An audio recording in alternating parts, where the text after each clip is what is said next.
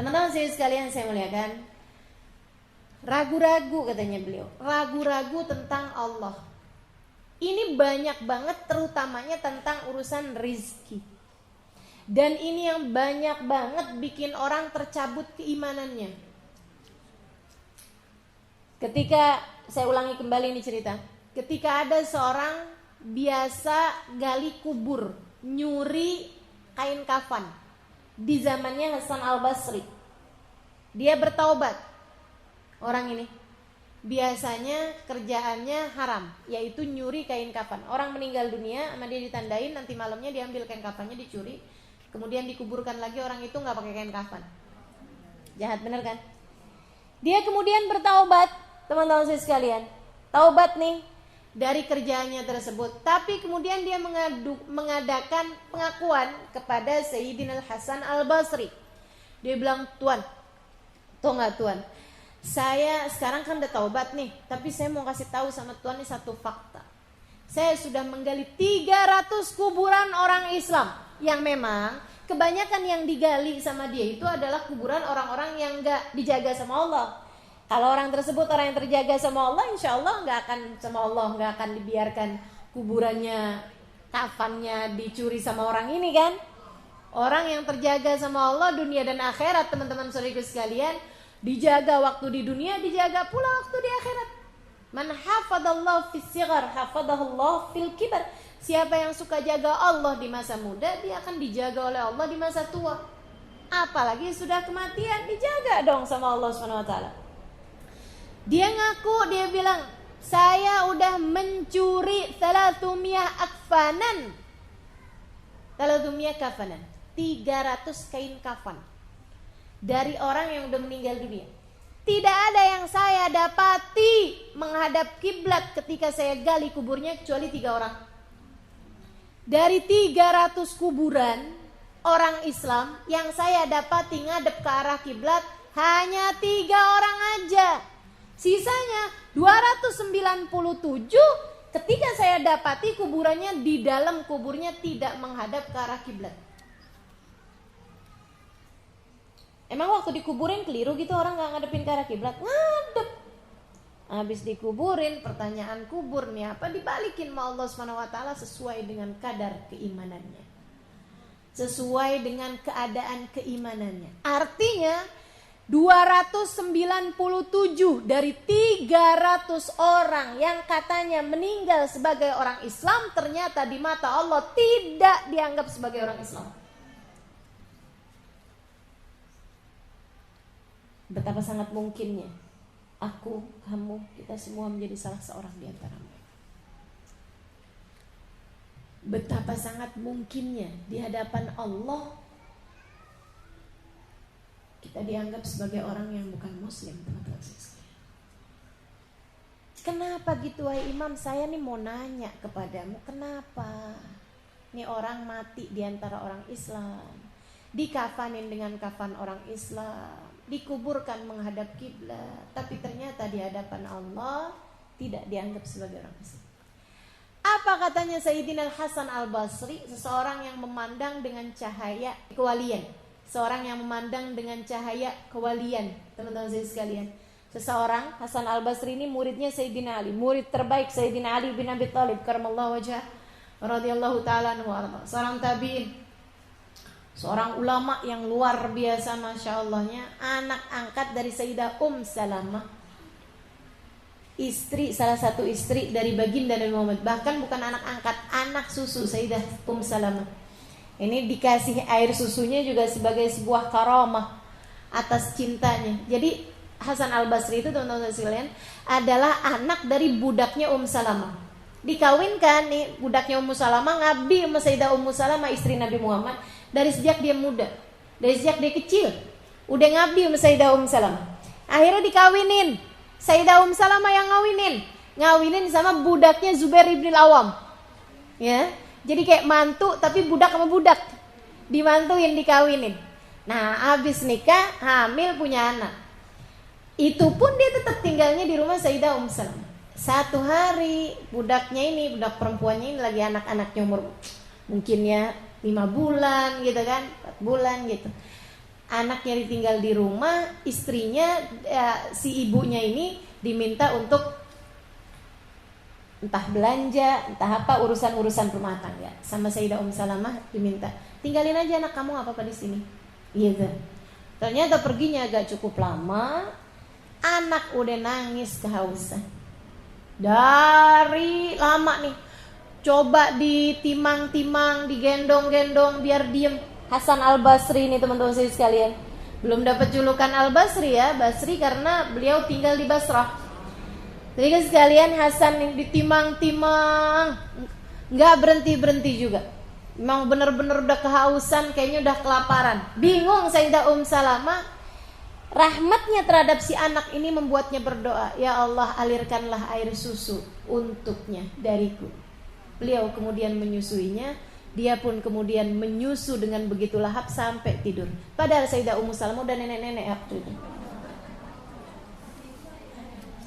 Namanya karomah. Karomahnya para wali. Gak tanggung-tanggung. Yang jadi ibu susunya adalah istri Nabi. Yang artinya kalau dapetin masa hidupnya Nabi, maka Nabi Muhammad adalah ayah susunya. Sayyidina Hasan Al-Basri alaihi ridwanullah, kemudian beliau menjadi salah satu murid terbaik Sayyidina Ali bin Abi Thalib, sampai kemudian ketika dewasa beliau pindah hijrah ke Basrah dan berdakwah di sana. Nah ini teman-teman saya sekalian, apa katanya Sayyidina Hasan Al-Basri mendapati fenomena 300 jenazah muslim yang ternyata ngadep kiblat hanya 3 orang aja. Artinya 297 dianggap di sisi Allah sebagai bukan muslim. Apa kata Hasan Al-Basri? Apa yang bikin dia seperti itu? Beliau mengatakan, ya ghadana ya ashana yuhawwiluhum an jihatil qiblah. Ketakutan mereka terhadap makan siang dan makan malam mereka telah menghancurkan mereka, telah memalingkan mereka dari arah kiblat. Terlalu khawatir, kalau saya nggak laku dagangan saya besok makan apa? Oh, luar biasa sekali. Kalau saya sampai nggak boleh dagang di sini nih, saya nanti besok makan apa? Waduh, teman-teman saya sekalian, hati-hati sama iman. Hati-hati sama iman. Sejak kamu berada dalam rahim ibumu, Allah tidak pernah meninggalkan rezeki untukmu. Kamu masih belum bisa ngunyah, kamu bahkan belum bisa nelen, Allah alirkan aliran darah sebagai rizki bagimu ketika kamu berada dalam rahim ibumu. Mana yang lebih gampang menurutmu? Ngasih rizki kamu berada dalam rahim ibumu, atau ngasih rizki kamu udah kelihatan bendanya di sini, di atas muka bumi ini? Jauh lebih mudah bagi Allah memberikan kepadamu rizki sekarang daripada saat kamu masih berada dalam rahim ibumu. Kamu berada dalam rahim ibu aja, Allah gak pernah kurang-kurang ngasih kepadamu rizki. Ada yang ingat pernah kelaparan sedang dia berada dalam rahim ibunya? Ada yang ingat pernah stres mikirin urusan rizki? Ada yang pernah pusing, ya ampun ibu saya nih makan pedas mulu, saya jadinya kepanasan dalam perut? Pernah kayak begitu?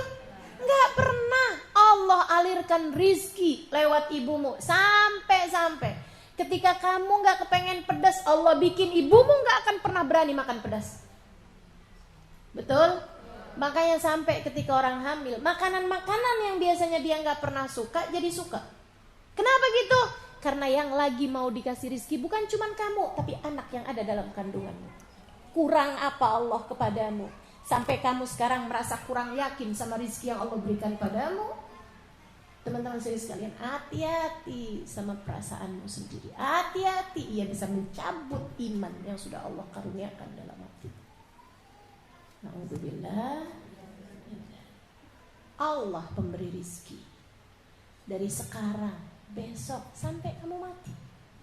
Tidak akan pernah ada jatah rizki yang sudah dituliskan untukmu tidak menjadi kepemilikanmu. Gak ada ceritanya. Sebagaimana gak ada ceritanya rizki yang seharusnya dituliskan bagi orang lain kemudian nyampe kepada kamu. Dia menghalangkan rizki saya. Nah itu kalimat salah tuh. Kalimat salah. Gak ada ceritanya orang ngalangin rizki. Kalau yang jadi rizkimu pasti akan sampai kepadamu meski orang seluruh dunia menghalangkan rizki kepadamu. Kalau tidak menjadi jatah rizkimu, gak akan sampai kepadamu meski orang sedunia memberikannya padamu. Hati-hati sama keraguan, teman-teman saya sekalian. Bisa menghalangkanmu dari arah kiblat. Bisa membuatmu dianggap tidak beriman. Allah yang selama ini ngasih rizki ngelihat hati kamu kok ragu-ragu kayak begitu. Kata Allah, dia gak ngerti diuntung. Aku udah karuniakan iman, udah aku perkenalkan diriku kepadanya sebagai pemberi rizki. Aku udah sampaikan dalam Al-Quran, udah jelas aku katakan, War-Razzaq Dzul Quwwatil Matin, Allah lah satu sang pemberi rizki. Dialah pemilik kekuatan satu-satunya. Dia masih ragu-ragu, dikirain aku gak bisa ngasih kepada dia rizki. Gak ngerti diuntung, aku cabut imannya. Dia gak ada beda dengan orang yang tidak beriman padaku. Allah cabut iman dari dalam hatimu. Dan kalau kamu udah tercabut iman dari dalam hatimu oleh Allah, siapa yang bisa mengembalikannya? Siapa yang bisa balikin? Teman-teman sekalian, hati-hati sama penyakit asyak fillah, ragu-ragu sama Allah. Hati-hati. Hati-hati. Belajar, mudah-mudahan bisa ditetepin iman Islam kita. Belajar, terus belajar. Hidup kan isinya belajar. Terus belajar, teman-teman sekalian. Jangan biarkan keraguan-raguan kemudian membuatmu apalagi sampai berani sama yang haram, apalagi sampai berani sama haknya orang. Ya, bukan punyamu, kamu jadi berani-berani. Kenapa? Itu orang berani-berani sama haknya orang pasti karena ragu-ragu sama Allah sebagai pemberi rizki. Kan begitu ya? Kalau gak ragu-ragu dia akan tunggu aja gitu. Terhadap urusan rizki itu, kita tuh gak diminta buat nyari rizki, bukan. Tapi jemput rizki. Kenapa dijemput bukan dicari? Kalau dicari belum tentu ada. Kalau dijemput sudah pasti ada. Tinggal dijemput aja kok. Saya gak akan jemput anak ke TK karena saya gak punya anak. Yang akan jemput anak ke TK kalau dia punya anak sekolah di situ. Betul apa enggak? Ada nih Ustazah Halimah depan TK. Ustazah lagi ngapain? Jemput anak di TK. Emang punya? Enggak punya. Nah ini orang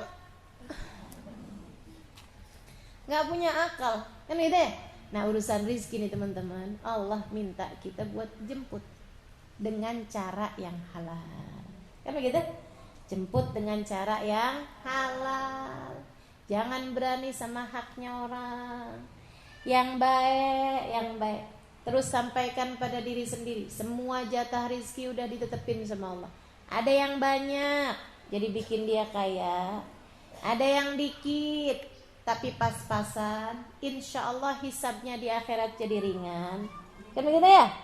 Yang kaya mudah-mudahan juga bisa memperbanyak sedekahnya, sehingga nanti di hari akhirat tidak akan celaka dengan kekayaannya. Kalau dikasih pas-pasan, alhamdulillah itu rizki paling berkah. Nabi tuh sampai minta buat dirinya sendiri dan keluarganya, Allahumma ja'al rizqa ahli baiti kafafan, rizqa ahli baiti Muhammadin kafafan. Ya Allah, jadikan rizkinya keluarganya Nabi Muhammad yang pas-pasan aja, jangan berlebih-lebihan. Nabi mintain. Nabi gak pernah doa keluarganya, anak keturunannya biar pada kaya raya. Nabi gak mau. Sampai Nabi doa, Allahumma ja'al rizqa ali Muhammadin kafafan. Ya Allah, jadikan rizkinya keluarganya Nabi Muhammad yang cukup ya Allah, yang cukup, gak minta kaya. Jadi sekalian saya muliakan, apapun yang jatah rizki yang telah Allah berikan kepada kita, kita bilang ya Allah terima kasih. Kita jemput dengan cara yang halal, kan gitu ya? Kita jemput dengan cara yang tidak menyakiti siapapun. Kita jemput dengan perasaan hati yang baik.